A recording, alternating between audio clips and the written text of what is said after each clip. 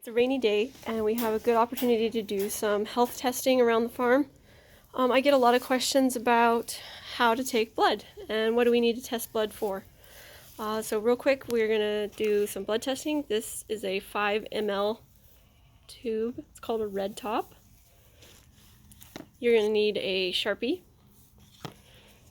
I use double-ended needles because of the way I collect blood. I use a needle holder, which the needle screws into. It's a double-ended needle. I just feel more comfortable doing it that way. That's how I learned. You can use a syringe and then take the syringe from the neck into the red top, just like the red tubes have suction in them and they will collect the blood from the syringe. You may also need some clippers, and you need a goat victim, pearl. And so, depending on the hair coat and the time of the year, you may not need to clip. If you can find the vein easily, you may not need to clip. I could see her vein pretty easily, so I wouldn't necessarily need to clip, but I'm going to, just so that we can show better on the video. So we're going to just clip a little bit of the hair. The jugular is usually to the left or right of the trachea. So we have the esophagus that runs right down the middle, and the trachea is right down the middle. Here is muscle and the neck. You're going to find the vein right in that groove. That's the jugular vein. And depending on the thinness of the skin and whatnot, you can actually see that vein pretty well right there. So we're going to go ahead and get this line. This is the double-ended needle. Can you see that okay? And it screws into this holder.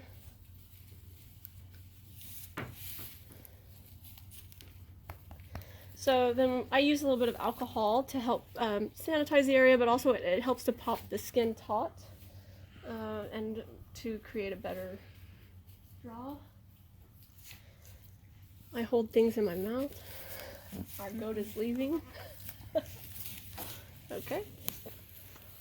You're going to use one hand to block the vein on the bottom. Your holder is really important, so let's make her head come towards Ray a little bit. Okay. There. Beautiful.